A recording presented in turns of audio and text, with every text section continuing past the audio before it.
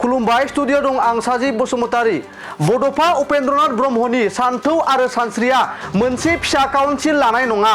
बर' रायजो राजाफोरनि सिमाङा आसाम रायजोनिफ्राय ओंखारनानै आलादा बड'लेण्ड रायजो सोरजिनाय। बर'फोरनि गेजेराव मोनथाम गोरोबथा जानानै थांबाय।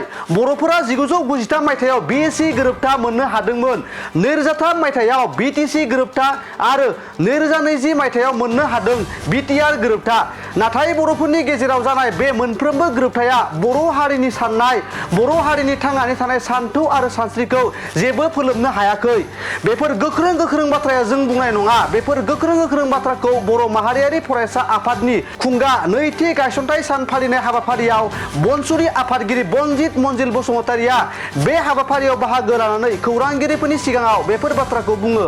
खौरांगिरिफोरनि सिगाङाव बिथां बनसुलि आफादगिरि बनजित मन्जिल बसुमतारिया फोरमायबावनाय बायदिब्ला जेब्लासिम बर'फोरा आलादा बड'लेण्ड रायजो मोना अब्लासिम खुद्रिनाय सोमावसारनाया जाबाय थागोन होननानै खौरांगिरिफोरनि सिगाङाव बुङो। फोरमायबावनाय बायदिब्ला जेब्लासिम आलादा बड'लेण्ड रायजो मोना बै समहालागै बर'फोरनि गेजेराव सान्थि फैनाय नङा।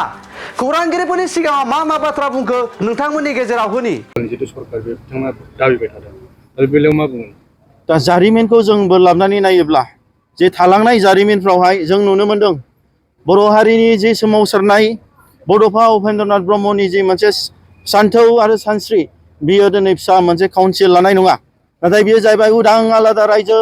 बे आसामनिफ्राय गावनानै बर'फ्रा बे बुरलुंबुथुरनि साहा संकसनिफ्राय सुरियासिम जि जोंनि बे फैलाव हायाव बर'फोरनि जे आजै आजौनि हा, बे हाखौ जोङो दिनै उदां मोनथायै निजे खुंथाय लानानै जोङो निजे राजनितिक जोङो सोलो बाहायनानै जोंनि बे हायावनो जों रायजो जानाय, जोंनि राव हारिमु थुनलाइ आसार खान्थि धोरोम गासैखौबो जों फोथांनानै लाखिनो हानाय बेसो जोंनि मोनसे बर'फोरनि देरसिन सिमां। जाय सिमाङा दिनै जोंनि बे मोनसे फिसा राजनितिक अधिकार फिसा मोनसे काउन्सिल 93आव जों बिएसि मोनदों, 2003आव बिटिसि मोनदों, 2020आवहाय जोङो मोनदों बिटिआर। नाथाय बे मोनफ्रोमबो काउन्सिल्सफ्रा बर' हारिनि साननाय आरो बर' हारिनि थांनानै थानायनि मोनसे सान्थौ आरो सानस्रिखौ फोलोमनो हायाखै। गतिके बिनि थाखायनो बर' हारिनि जि मोनसे देरसिन आलादा रायजो सोरजिनायनि थांखिया मोगथां महर मोना अब्लानोसिम जोंनि बर'फोरनि खुद्रिनाय सोमावसारनाय बर'फोरनि आन्दलना जाबाय थागोन। गतिके जोङो जेब्लासिम आलादा रायजो मोना, आसामखौ बोखावनानै उदां आलादा बड'लेण्ड जों स्टेट मोना अब्लासिम जोंनि बै माखासे लुबैनायफ्रा जोबागौ मानि बेयाव सान्थि फैनाय नङा। जानो हागौ बावैसो समनि उनाव सोरबा जोंनि बर' जोहोलावफ्रा दिनै सान्थि भाबै दिनै जाथिखौ दानो हायैयाव सोरबा हाथियारबो लानो हागौ, सोरबा गोबां सोमावसारनायाव बारसोमनोबो हागौ। नाथाय दिनै जों लुबैदोंमोन बिटिआर मोननानै बे बर'फ्रा मोनसे सान्थि सुक्ति जाबाय। जोंहा दिनै आर्मस हाथियार दैग्रा हान्जाफोरबो गैलिया। गतिके जोंनि गेजेराव जों मोनसे सिमां सुजुदोंमोन। दानि गोरों गोरों लाइमोनफ्रा बिटिआर सुक्ति मोननायनि गेजेराव बिटिसिनि देरसिन पावार बांसिन पावार मोननानै जोङो दिनै साख्रिनि सोलोंथाइनि अधिकार राजखान्थि अधिकार माखासे निजे खुंथायनि गोहोखौ जों बांसिन मोनगोन सानदोंमोन। नाथाय बेयाव जों मोननो हायाखै। दिनै बिटिआर मोननानै 2020निफ्राय बोसोरब्रै जाबाय, बेयाव खुनु एपइन्टमेन्ट गैया, बेयाव खुनु साख्रिनि गोनां जोंनि लाइमोनफोरनि थाखाय बेबस्था बानायनानै होआखै। दा बेयावहाय जों नुनो मोन्दों दि जोंहा साख्रि होनायनि अनगायै आसाम सरकारा दिनै नन बिटिसिनि मानसिफोरखौ एपइन्टमेन्ट होयै सिरि सिरि डिपार्टमेन्टआव साख्रि सोनानै होनाय मोन्दों। दा बेफोर जिनिस जोंनि बिटिसिनि जि मोनसे 6 शेड्युलनि जि अधिकार, बे जि निजे खुंथायनि बर'फोरनि जि मोनसे रिजार्भेसन पलिसि बेखौ सिफायनानै बै बामोन असमियाफ्रा गावसोरनि मानसिखौ जोंनि बर'फोरनि जि मोनसे रिटायार जानायनि खालि थानायनि पस्ट बेयाव बिथांमोना सोसननानै जोंनि मोन्थायखौ बिथांमोना फोजोबस्रांनायनि षड्यन्त्र बानायदों। गतिके दा बिटिआर मोनखांनायनि उनाव जोंहा खुनु आर्मस आफादफोरबो गैलिया, खुनु सोमावसारग्रा हान्जाबो गैला। नाथाय जोंनि बर' लाइमोनफोरखौ फिन खेबसे सोरबा दंफां सिखावनि नाम, सोरबा मै गावथारनायनि नामाव हमै जोंनि आसाम सरकार बिथांमोना दिनै गावथारफिननायखौ जों नुनो मोन्दों। गतिके जोङो दिनै बिटिआर सरकार मोननायनि उनाव खुनु सान्थि फैदों बेखौ जों नुनो मोनाखै। आरो बेनि गेजेराव गोबां मिसआन्डारस्टेन्डिं, गोबां जोंनि जेंना, जाय जेंनाया देरसिन सोरबा बुलायनाय सोरबा गावथारनायनिल' जोंनि सान्थिनि खोथा नङा।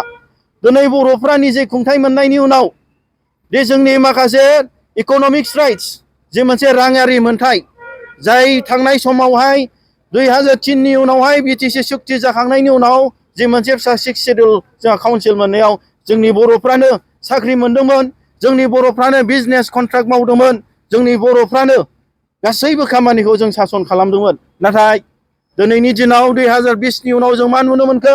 सोरबा कन्ट्राक्टरा जोंनि मानसिया मोनला, सोरबा दिनै दिल्ली, सोरबा मुम्बाइ, सोरबा बेंगल, सोरबा गुवाहाटीनिया फैनानै दिनै जोंनि बर'फ्रा, जोंनि लकेलनि कन्ट्राक्टर बिजनेसमेनफ्रा जि मोननांगौमोन बे अधिकारखौ बिथांमोना लानानै थांदों। गथिखे बेयाव जोंहा गोजोननाय गैया। जों मानो थाखाय सेक्रिफाइस खालामदों? मानि थाखाय फिसा काउन्सिलखौ गभर्नमेन्टआ होदों? बर'फोरनि समस्याखौ फोजोबनो थाखायसो। दा बैफोरबादि गाज्रिसिन मोनसे थासारि, बेफोर थासारिया दिनै जोंनि गेजेराव बेरखांदों। गथिखे जों नुनो मोनदों दि जों सानदों बे गासैबो बेफोरबायदि जाहोननि थाखायनो बर' माहारि फरायसा आफादा जों दिनै जोनोम मोनफिनदों। जेब्लानासिम जोङो आसामनिफ्राय उदां जाया, असमियाफोरनिफ्राय जों उदां जानो हाया, अब्लासिम बर'फोरनि जेंना, बर'फोरनि थामोनथानि, बर'फोरनि राजनितिक, बर'फोरनि इक'नमिक्स अधिकार बेफोरखौ जों लानो हानाय नङा। गथिखे जोंनि जोबथा थांखियानो, बनसिनि जोबथा थांखियानो जाहैबाय आसामनिफ्राय गावनानै उदां आलादा बड'लेण्ड सोरजिनायनि जे मोनसे मोन्थोर, बेखौ लानानै जों जोनोम जादों। Good news for everyone. For the academic year 2024-2025, admissions to playgroup, nursery, LKG and UKG are underway at Bidyavili Kids School in Habubari, Kokrajhar. This Bidyavili Kids School has many facilities for students like smart class and daycare, indoor, outdoor game, art and craft workshop, playful learning, environment and dance room, modern teaching aids, audio visual room, good teachers, student one-on-one training on one language and speech development, experienced teachers, green knowledge. Why are you waiting for the admission? Call 6900 304050 for more details.